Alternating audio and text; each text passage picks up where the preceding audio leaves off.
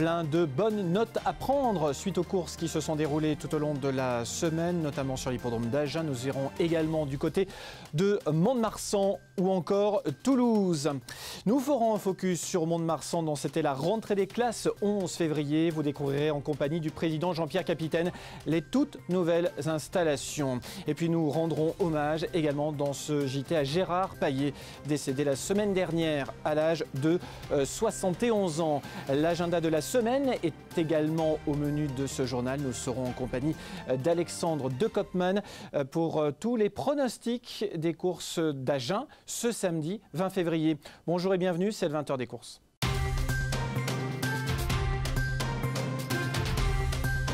On commence avec les galopeurs, coup d'envoi de la saison 2021 ce jeudi 11 février à Mont-de-Marsan, l'hippodrome des Grands Pins qui accueillait 8 courses sur une piste mesurée 5 tourons au pénétromètre.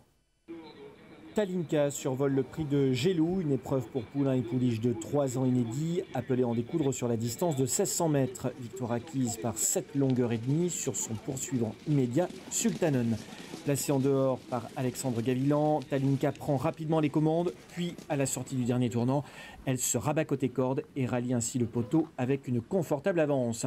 Talinka est entraînée par Didier Guillemin. C'est une fille d'Exosphère et Molimara, placée de Listed sur 1600 mètres. Elle est aussi la mère d'Ilanga, placée de groupe 3 sur 1200 mètres. Si Talinka est une plaisante lauréate, Sultanen, son dauphin, est bon deuxième. La bonne note est à mettre à l'actif de Keparti, troisième. Le prix de Toriac, quant à lui, qui s'adressait aux 4 ans et plus et disputé sur 2450 mètres, voit le succès de Mad River, grand favori de cette course. Le pensionnaire de Charles Gourdin était associé à Marlène Meyer. Le tandem résiste de peu mais sûrement à l'excellent finisseur Kirose. Miltop, qui fait un instant illusion pour la victoire, se classe troisième. Pour en revenir au lauréat, notons qu'il affiche 100% de réussite dans les 3 sur la piste montoise. Marlène Meyer, quant à elle, après son excellent hiver palois, totalise désormais 8 succès. Parmi les autres temps forts de la Réunion, signalons la victoire d'Al Rassoul qui remporte un deuxième handicap de suite et Imhotep pour Philippe Segorbe qui s'impose en la 4e. Ce sera un cheval à suivre cette saison en piste pénible. Direction Toulouse ce lundi 15 avec 8 courses au programme dans le prix de la Providence pour poulain et pouliche de 3 ans inédit, appelé en découdre sur 2000 mètres. Net succès de Philo, un pensionnaire de Philippe Segorbe à nouveau. À l'extérieur de l'animatrice Alizée, Philo se montre très à l'aise en piste collante. Il devance de 6 longueurs Fragile Planète dont les débuts sous la selle d'Anthony Crastus sont séduisants. Kaiser est 3e devant Yala de Bozoul qui sera la bonne note. Bintois alors remporte le prix Finot, un steeple disputé sur 3500 mètres. Jumelé gagnant pour le tandem La Jeunesse-Macaire, puisque le deuxième, Ali Caron, dépend du même entraînement. Bintois alors qui avait fait de bons débuts le 2 février à Pau en se classant 3e en steeple. Il ouvre ici son palmarès sous la selle de Thomas Anderson. Il devance son compagnon d'entraînement de 3 longueurs et demie. Portivy, excellent cet hiver au Pont Long, complète le podium. Le prix de la Trinité, un steeple pour 5 ans et plus disputé sur 3500 mètres et l'apanage de Félissa. La pensionnaire de François Nicole remporte sa 5e victoire en 9 sorties publiques. Après Questembert, Gémozac, Jarnac et Agen, la voici de nouveau titulaire d'une victoire, désormais sur la piste de la Sépierre. Elle sera à suivre dans la région et dans la discipline. Au cours de cette réunion, signalons le doublé de Lucas Giuliani qui mène également au succès Gift of Fortune dans la première et la victoire de Charm King dans la 4e, une course labellisée handicap. Le poulain entraîné par Frédéric Seguin était monté par Gary Sanchez.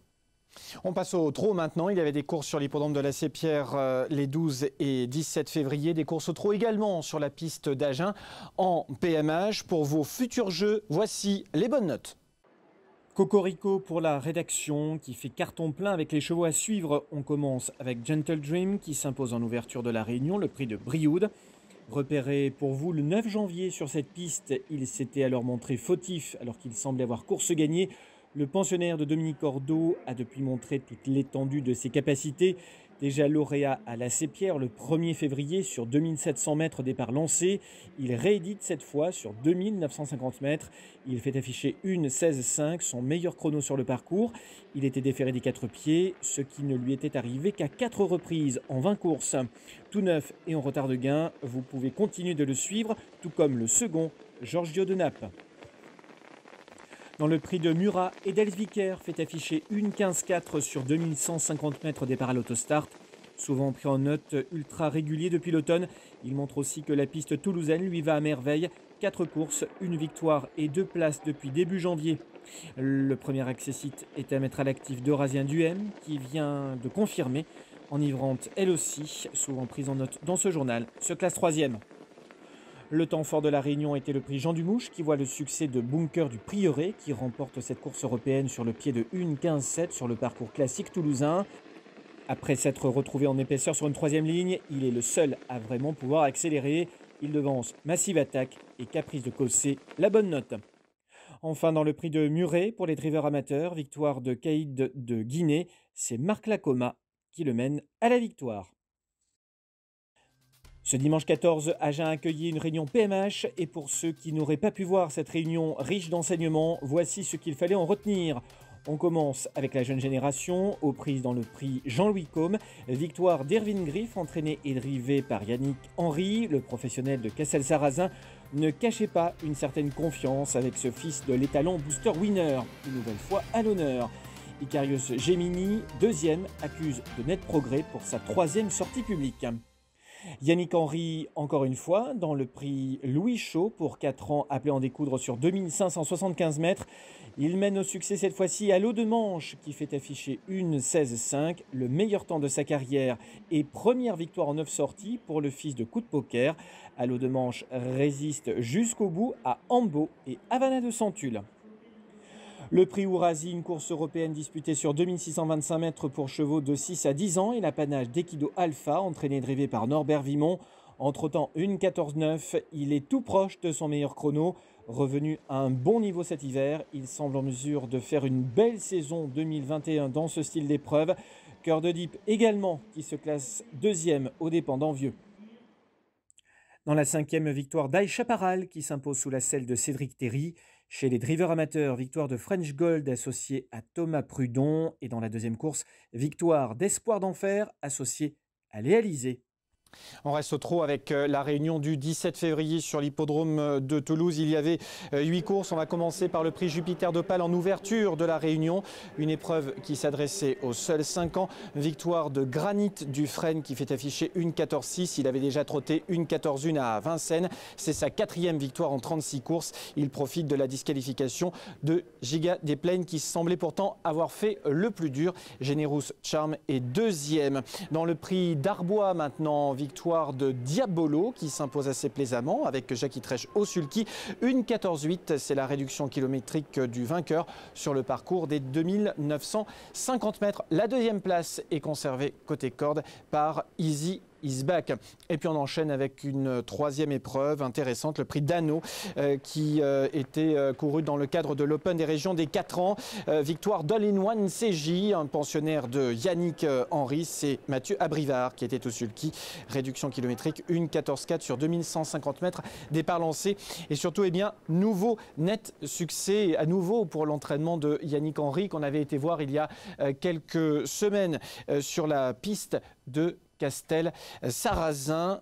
C'est un reportage à retrouver sur www.fcso.tv. Les chevaux à suivre maintenant, eh bien on va regarder tout cela, que ce soit en plat et au trot également, avec quelques bonnes notes, notamment en plat Keparti, Kirose, Imhotep, Philo, net lauréat sur la piste de Toulouse, devant Fragile Planète qui effectue là de bons débuts. Et puis on va tourner la page du côté du trot avec des chevaux que vous allez pouvoir suivre, et notamment ce week-end, je pense à Edelsviker, Gentle Dream qui s'est imposé plaisamment récemment aux dépens de Giorgio de Naples qui depuis a recouru, qui a été disqualifié pour allure mais qui sera à reprendre, Enivrante qui fait toutes ses courses, ou encore Caprice de Cossé. On retrouve d'autres concurrents qui ont effectué de gros progrès, notamment Icarios Gimini pour sa 3e sortie publique, Equido Alpha également qui devrait trouver sans doute de bons engagements tout au long de la saison dans les courses européennes. européennes, entre autres. Hors de nos frontières fédérales, dimanche dernier à Cagnes, victoire de Fantastic Spirit dans le Grand Prix de la Riviera. C'était le prix Jacques Bouchara. Le poulain a été monté par Hugo Journiac. C'est l'entraînement de Jean-Claude Rouget, poulain qui avait participé l'an passé au prix du Jockey Club, dont il avait pris la 8e place. Il est venu pleine piste, donc s'imposer comme vous l'avez vu. Et puis dans le prix de la Californie, listed pour poulain et pouliche de 3 ans, victoire de King Chala associé à Pierre-Charles Boudot. Le poulain est entraîné par François Rohaut. Il reste invaincu après ses succès de la Teste et Lyon l'an passé. Il effectuait ici sa rentrée. Et puis on va regarder également la victoire d'un fils de Frankel et de Plumania qui se nomme Castle, qui remporte quant à lui une épreuve de niveau classe 3, toujours sur la piste de Cagnes. Le pensionnaire de Christophe Herland reste invaincu en 3 sorties. Il avait fait sa rentrée le 14 janvier dernier à Pau après 1 an et demi d'absence.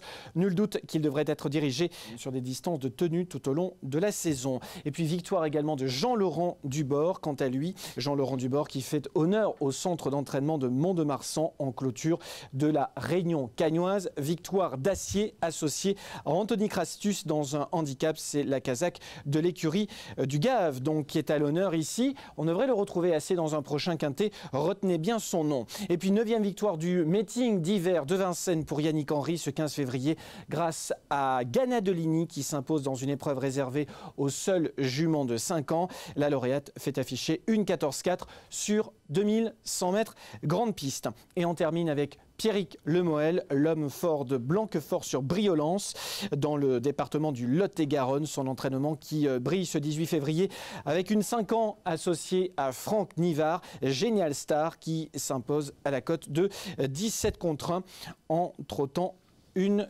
14-5. Tout de suite, notre invité.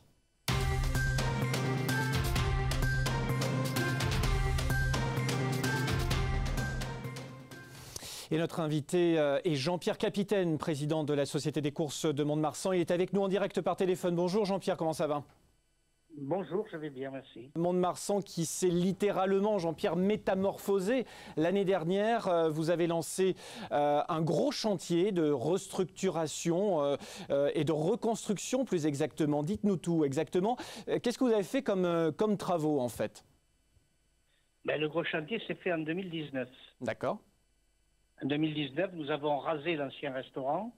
Et nous avons tout refait à neuf avec un nouveau restaurant et nouveau espace jeu. Et qu'on n'a pas pu inaugurer puisque vous avez vu le contexte qu'il y a eu en 2020.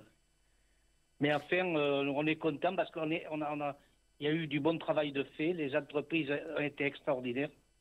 On a même eu la chance de ne pas avoir de retard, parce que tous les gros travaux se sont faits en juillet-août 2019 et nos entreprises ont été impeccables. Alors c'est vrai donc qu'on situe un petit peu les téléspectateurs qui nous regardent. Donc vous aviez tout près du rond de présentation, donc cet espace restauration et jeu qu'il fallait absolument refaire, parce qu'il faut dire aussi que lors de vos temps forts, l'hippodrome de Mont-de-Marsan fait salle pleine, si je puis dire, notamment pour Hippodrome en fête, pour les fêtes de la Madeleine également. Vous avez un public qui vous suit, qui vous est très fidèle, et c'est pour ça que vous êtes lancé aussi là-dedans pour pouvoir accueillir le public dans des conditions de confort optimales. Exactement. Le public, c'est vrai qu'on a un public assez fidèle et qui aime bien venir passer un bon moment en course. Et il méritait quand même d'être reçu correctement, ainsi que les professionnels aussi. On est en train de voir toute l'évolution et effectivement la construction de ce tout nouveau bâtiment qui devient un petit peu votre vitrine, donc juste derrière le rond de présentation. Parlons maintenant, si vous le voulez bien Jean-Pierre, de l'infrastructure, mais côté piste cette fois-ci. On court en plat et en obstacle, alors course de haies, de steeple et de cross à Mont-de-Marsan, voilà pour les disciplines. Et puis il y a ce centre d'entraînement également, très important. Combien de chevaux à l'entraînement à Mont-de-Marsan, à peu près? Dans l'année, il y a une moyenne entre 400 et 430 chevaux. Voilà, ce qui est quand même assez colossal. Et quelques têtes d'affiche, évidemment. Je pense à Xavier Thomas de Méholt, à Didier Guimin, à Philippe Segorbe, et ça participe aussi de la renommée du site, j'imagine. Mais bien sûr. Bien sûr, il mérite d'avoir un outil de travail correct. À Porte-Tenny, on a fait beaucoup de travaux. On a fait une piste en gazon de 1400 mètres. On a refait une piste de haie sur le sable. Et on a refait quelques obstacles de ce type. Voilà, et puis quand on est a été pas mal, il y a eu pas mal de travaux de fait sur Porte-Tenny. Qu'est-ce qu'on peut vous souhaiter pour cette année 2021 ? Comme toutes les sociétés, j'imagine, retrouver le public ? Oui, retrouver le public parce que c'est triste. Moi, j'ai vécu tout le meeting de Pau et il y avait des journées magnifiques. Sans public, ça fait mal au cœur. Ça fait mal au cœur. Il faut espérer que le public va revenir vite. Et puis, et que ça joue comme ça joue actuellement. Parce que avec tous les bars PMU fermés, et ça joue quand même assez bien, quoi. 4 millions, c'est quand même un joli score pour votre réunion du 11 février. Merci beaucoup Jean-Pierre Capitaine d'avoir répondu à nos questions. Et puis on salue évidemment toute votre équipe du côté de Mont-de-Marsan. La prochaine réunion, prochaine date ? Le 1er mars avec l'épreuve du championnat de France de cross-country. Et on y sera, on regardera tout cela naturellement avec beaucoup d'attention. Merci beaucoup, à très bientôt Jean-Pierre et bon courage. À bientôt. Merci. Au revoir. On reste dans la discipline du galop avec un entraîneur de l'Atteste qui se déplace ce samedi en Arabie Saoudite. Elisabeth Bernard aura 3 partants dans l'Obaya Arabian Classic. On l'écoute. Dernier scoop qui va peut-être nous permettre de faire honneur aux couleurs de l'Atteste et à l'hippodrome du Béquet. J'ai la chance d'avoir un troisième cheval invité lors de la journée de la Saudi Cup dans l'Obaya Classique. Une pouliche au nom de Jasma Hadba, appartenant à un prince saoudien. Et ça fait donc 3 chances pour essayer de faire honneur à notre région, au bassin d'Arcachon. Madame Bernard, une petite question. Parmi les 3 partants, lequel pensez-vous qui va être premier ?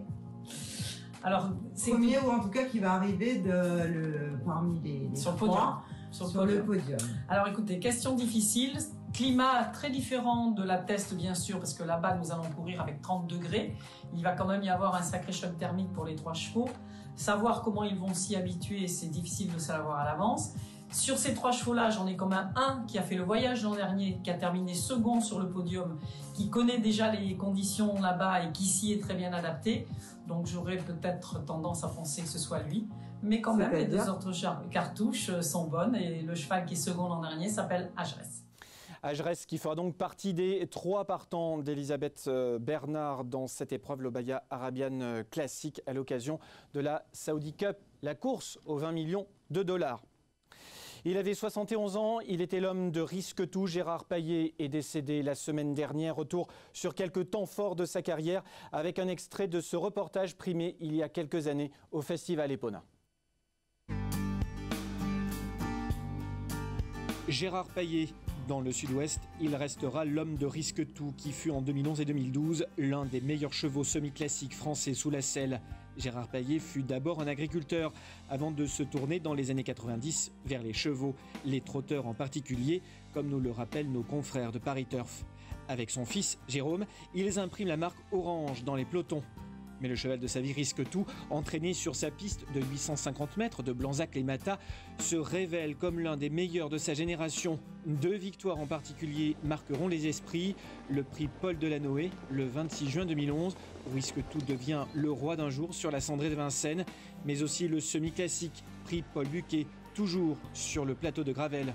À son fils Jérôme et à ses petits-enfants désormais de poursuivre l'œuvre de Gérard.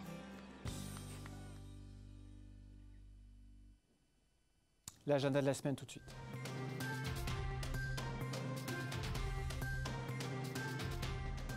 Allez, on va regarder la semaine qui nous attend jusqu'au 28 février. On va démarrer avec Agen.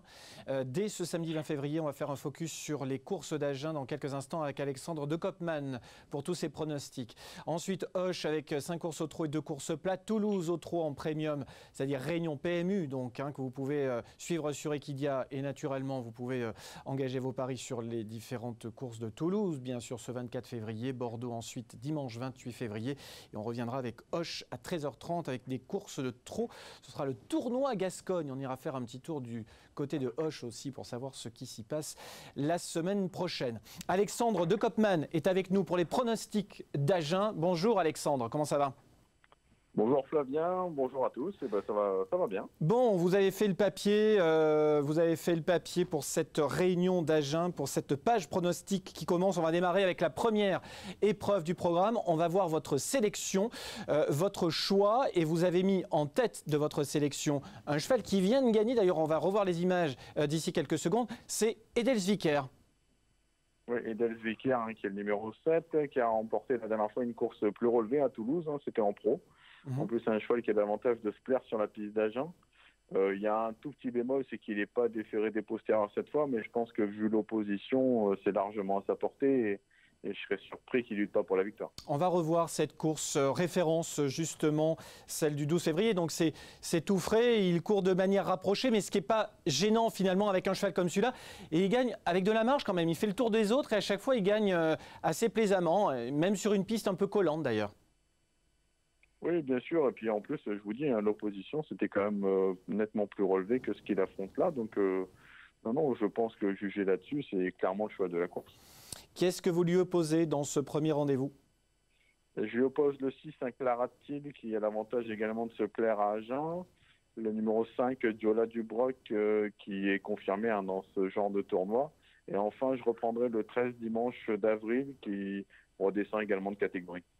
Très bien, voilà pour votre sélection ici pour ce prix de Sérignac-sur-Garonne avec en tête Edelsviker. La deuxième course du programme, vous avez choisi de placer en tête Idéal de Castel. Oui, les deux Idéal de Castel, la dernière fois, très bien pour ses débuts, battu par un poulain estimé qui s'appelle IP Cash, qui n'a pas été ridicule du tout depuis à Paris. Un poulain qui a de la vitesse, s'il ne se montre pas brillant, je pense qu'il peut aller au bout, il peut faire un numéro. Je lui oppose le 8, Thierry Desroseaux, qui a gagné plaisamment pour ses débuts à Paris Mondial. Maintenant, je trouve que c'était pas un gros lot. Bon, avant le coup, la victoire devrait se jouer entre ces deux-là. Derrière, je retiens le 7, Untouchable Art, qui m'a bien plu la dernière fois par sa fin de course, vraiment intéressante. Et enfin, le numéro 5, Irène de Touchivon, qui n'a pas été ridicule la dernière fois, battu par un Garato qui s'appelle Yes We Can. La ligne est intéressante et jument qui a l'air de progresser. Exactement, et je trouve que c'était assez intéressant. On vient de revoir les images il y a quelques instants. C'était le prix de Mauriac, disputé donc sur l'hippodrome de Toulouse. C'était le 13 janvier. On avait pris sa tentative du 13 janvier. Je pense qu'effectivement, ça peut le faire visiblement pour être dans les 4 dans ce prix du jet de saut. On va tourner la page, on va enchaîner avec 8 dans la troisième course du programme. Voilà un cheval ultra régulier également. Ouais, on peut vraiment rien lui reprocher. La dernière fois, c'est vrai qu'il montait un peu de catégorie. Le cheval a dû fournir plusieurs efforts dans le parcours. Et j'ai l'impression que pour finir, en plus, il n'a pas eu vraiment le passage. Donc la tentative est meilleure qu'elle n'y paraît. Cette 6e place. Là, il retrouve Robin Bouvier, avec qui il s'entend à merveille. Ils ont déjà gagné 4 reprises ensemble. Voilà, malgré sa position en seconde ligne, je pense que c'est un candidat à retenir en priorité sur vos tickets. Je lui oppose le 8 Enon Narmon qui vient de gagner également avec son partenaire là, pour sa première sortie de l'année. J'aime beaucoup également le numéro 14 Halfberg Knight qui a des lignes intéressantes, notamment avec Drop des Duriez en dernier lieu à Lyon-la-Soie. Et enfin, si on devait retenir un 4e, ce serait le 4 du Haut-Séguinel qui fait toutes ses courses et qui va encore lutter activement pour les places à mon avis. Mais les trois autres me paraissent un ton au-dessus. C'est bien noté, notamment ce numéro 15, 8, dans la troisième course du programme sur l'hippodrome d'Agen. Fête du Pâtural est votre favori pour le 4e rendez-vous de l'après-midi. Pourquoi en faire votre favori précisément, Alex ? Par rapport à ses performances qu'il a fait au cours du meeting d'hiver à Vincennes, et quand on regarde ses chronos, c'est vraiment très intéressant. Il a trotté 12-9 sur les 2008 de la petite piste. Là, il est de retour du coup dans le sud-ouest. Il a fait un petit passage chez Damien Bonne. Mais jugé sur ce qu'il a montré cet hiver, c'est clairement le cheval de la course. Alors au départ, son entourage avait décidé de le laisser ferrer. Et puis dans les dernières minutes, finalement, ils ont changé d'avis. Donc en étant DFD4, je pense que c'est la priorité. On le revoyait dans ses œuvres dans le prix de Pontrieux le 25 janvier dernier sur la piste de Vincennes. Vous lui opposez Filou d'Anjou ? Oui, le 14, Filou d'Anjou, qui est irréprochable dans la discipline et qui s'entend bien avec sa partenaire. D'ailleurs, ils sont invaincus tous les deux en 3 associations. Attention au numéro 4, Anthrax is Black, qui sera monté par Cédric. Du coup, la dernière fois, son entraîneur était un peu déçu à Vincennes parce que il disait que son partenaire était allé un peu vite le premier kilomètre. Et voilà, il avait fait les 2000 mètres en 1:11 et fraction. Donc c'est vrai que c'était un peu rapide. Donc je pense qu'en allant un peu moins vite, c'est un candidat qui peut surprendre agréablement pour une place. Et ensuite, je fais confiance au numéro 15, Escale Océane, qui est un peu un coup de poker parce qu'elle débute dans la spécialité. Mais jugé sur ce qu'elle a montré au trot attelé, c'est une chance intéressante à mon avis. Ce sera donc le prix de l'Erac sous la selle devant Elixir du gilet que vous avez retenu également assez haut. La 5e course du programme, le prix de la SECF avec Honorine Després que vous avez choisi de retenir en priorité, qu'on va revoir peut-être dans ses œuvres sur la piste de Toulouse. C'était dans le prix de la Côte Basque, pas mal de régularité également. Et vous avez choisi de la placer tout simplement en tête de votre sélection dans ce 5e rendez-vous. Ouais, c'est un coup de poker, cette Honorine Després, parce qu'elle a de la qualité, mais elle n'est pas de tout repos. Il faut notamment assurer les premiers mètres de course. Alors là, du coup, en deuxième ligne, c'est pas plus mal pour elle. Voilà, Cédric était assez content de sa position en seconde ligne. Après, si elle veut se montrer sage d'un bout à l'autre du parcours, je pense qu'elle a la pointure d'une telle épreuve. C'est le cas également du numéro 12, Avray, qui n'a pas été ridicule à 2 reprises à Vincennes et qui retrouve une catégorie moins relevée.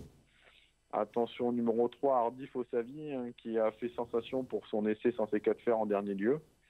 Et le numéro 8, Andy de la Vallée, qui est vraiment irréprochable et qui a devancé plusieurs de ses rivaux du jour en dernier lieu à Toulouse. Voilà, attention, course ouverte, on peut avoir des surprises dans cette épreuve. Ça marche. On va passer à la 6e course du programme. C'est bien Avray, pas Auray comme c'est noté là sur le slide qu'on vient de voir, autant pour moi. La 6e course du programme, vous avez décidé de retenir tout en haut de votre sélection Hansford. Oui, Hansford, c'est un poulain de Thierry Duval d'Estaing que j'ai pris en note à plusieurs reprises. Alors lui, c'est un peu pareil, il est un peu compliqué dans la mise en jambe, comme il a pu le montrer la dernière fois, mais quand il est au trot, je trouve que c'est un poulain intéressant qui a une certaine marge de manœuvre. Il sera déféré des 4 pieds pour la 2e fois de sa carrière. Je pense que s'il est sage, il a la pointure. Attention, numéro 7, Hollywood Dubois, c'est un poulain estimé par son entourage. Il a été l'auteur d'une bonne rentrée. Un poulain qui a besoin de personne dans un parcours qui peut aller de l'avant et je pense qu'il peut faire un numéro. Le 11, Enzo Kron, qu'on connaît bien maintenant dans le sud-ouest. À chaque fois qu'il est venu, d'ailleurs, il s'est imposé avec Manu Criado. Ouais. Et en 4e position, le numéro 4, Hold Up Dream, qui a des références corde à droite et à mon avis qui va lutter activement pour les places. Et si on peut en rajouter un, attention aussi, Soc d'Éloise, qui sera déféré des 4 pieds pour la première fois. J'ai eu Noël Langlo au téléphone, il était assez confiant, donc on s'en méfiera. C'est important de le souligner. Dans la 7e course, votre choix se porte sur Gauditit. Gauditit, c'était la grosse note la dernière fois à Saint-Galmier. Il a fait la faute dans le tournant final alors qu'il se rapprocherait vraiment très bien. Il est revenu finir plaisant 5e. Auparavant, la rentrée était vraiment bonne dans un lot de qualité. Voilà, c'est un peu mon coup de cœur dans cette réunion. Je trouve qu'il a la pointure d'un tel lot. Et il est capable de faire un dernier kilomètre très soutenu. Donc voilà, je pense que ça, c'est une cote sympa et je vous le recommande vivement. Attention à son compagnon de boxe, là, ce Grindor People, qui s'est vraiment bien allongé en dernier lieu. Je pense qu'il faut reprendre le 6, Gilou Maza, qui ne s'est pas plu en étant déféré des 4 pieds là, cette semaine. Je suis d'accord. Et enfin, le 7 Gamine du Perche, elle a été déférée qu'une seule fois au trot attelé. Elle s'était imposée à Grenade, donc je m'en méfie. Et si vous voulez rajouter un cheval, éventuellement le 5 Gonafly, qui n'a pas été chanceux la dernière fois pour ses débuts chez Michel Charlot. Et je pense qu'il mérite aussi attention pour compléter le trio. Qui est sans doute à reprendre. Et puis on va terminer avec la 8e et dernière épreuve du programme. On va trouver un bon lot avec notamment la présence de Démocrate qui est un vainqueur de quintet au cours de l'hiver à Vincennes. Bunker du Prieuré qui s'est imposé également au cours, au cours de cet hiver, au cours de ce mois-ci, il y a quelques jours. Bunker du Prieuré qu'on va retrouver sur la piste de Toulouse dans le prix Jean Dumouche. Une victoire qui peut lui offrir à nouveau une très belle chance ce samedi à Agen. Oui, bien sûr, Bunker, voilà, c'est un 10 ans, mais il est toujours aussi fringant. La dernière fois, il s'est mis à plat ventre également pour finir, ça s'était bien passé. Mais il montre à cette occasion qu'il a toujours de beaux restes, et je pense que dans cette épreuve, il va falloir compter avec lui. Après, le cheval de classe du lot, c'est certainement le 12 Elvis du Vallon, quand même, qui a affronté des meilleurs lots.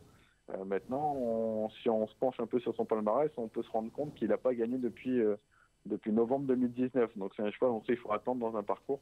Maintenant, s'il n'est pas trop loin des chevaux de tête à l'entrée de la ligne droite, je pense que c'est clairement son jour. Donc le 9, Bunker du Pré-Auré, qui peut rééditer sa récente victoire, ou en tout cas, il peut se placer parmi les 3 premiers. En tête, j'aime bien le 3, Fakir Mérité, qui revient au top actuellement. L'As Démocrate, c'est un peu un X avec lui. Il ne sera pas déféré des 4 pieds. On sait que c'est le vrai cheval des courtes distances. Mais attention, ce cheval-là, s'il est bien, s'il prend tête et corde, il est capable de faire un numéro. Et attention, pour une cote, en numéro 11, Baron du Bourg, Jérémy Gaston Van Écotte qui se déplace uniquement pour lui. La dernière fois, il courait bien en montée. Je pense que c'est un outsider valable également. Merci beaucoup Alexandre. Voilà pour les pronostics de la Réunion d'Agen ce samedi 20 février. On retrouve tout cela sur notre page Facebook et vos pronostics également sur le site The Turf. Merci Alex, à bientôt. Merci, à bientôt. Bonne soirée à vous.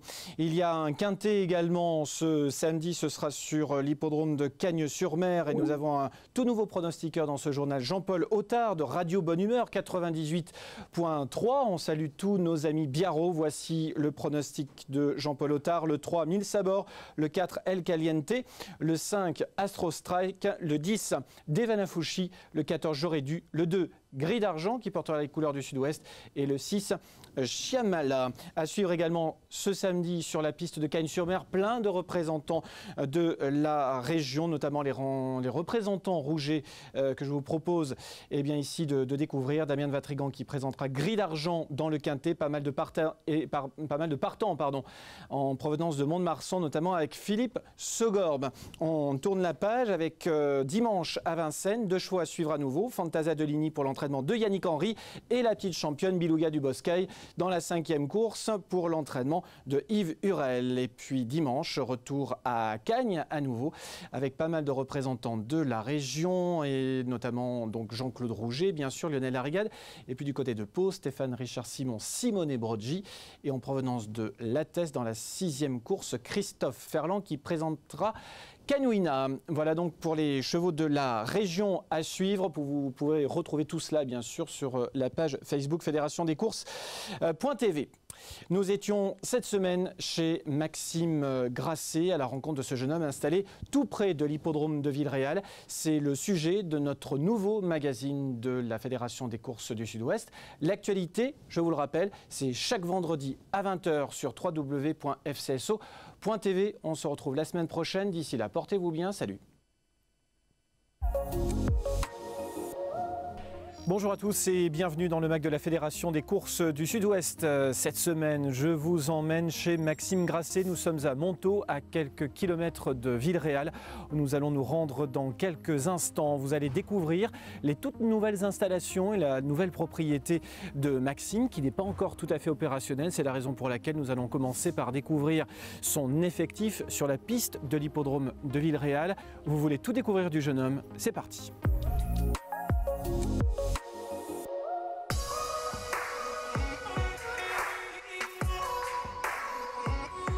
Bonjour, moi c'est Maxime Grasset.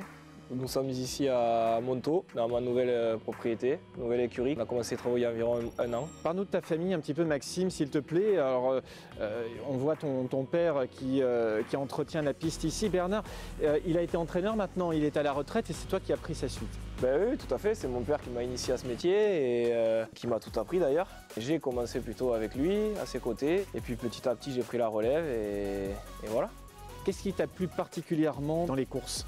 Dans un premier temps, je ne partais pas du tout pour faire ce métier. J'ai fait des études générales et puis forcément, étant jeune, j'ai goûté aux courses et surtout j'ai commencé en amateur. J'ai commencé à gagner quelques courses et puis le virus m'a attrapé et puis on a décidé d'en faire notre métier, quoi. Comment ta carrière démarre-t-elle véritablement? J'ai commencé tout simplement à driver en amateur pendant que je faisais mes études. Fin de mes études, je suis venu travailler chez mon père en passant professionnel. Puis j'ai pris la relève au bout des années. Ta première victoire, tu t'en souviens? Comment tu l'as vécue? Ma première victoire, je m'en souviens, c'était à Montpazier, en amateur, pour Bruno Muel, avec All Canol. Ça remonte un peu. C'est toujours un bon moment. Elle est arrivée assez vite quand même. Mais c'est vrai que c'est une joie de passer le poteau en tête, quoi. Tu es installé depuis quand ici? Je suis installé depuis décembre ici. J'ai acheté au mois de janvier. On a commencé les travaux. Avec le confinement, tout ça, on a été un peu retardé. Et puis, on est installé depuis décembre. Donc, il y a encore pas mal de choses à faire. Mais bon, petit à petit, on avance, quoi. Alors, parle-nous un petit peu de ton outil de travail, de ta piste, des paddocks, les différents box que tu as construits ici. On a fait une cour de 12 box, que vous voyez là à côté, là. 10 cabanes, une piste de 900 mètres, un manège, Donc on voudrait ensuite mettre une ligne droite par la suite et sûrement faire quelques box de plus.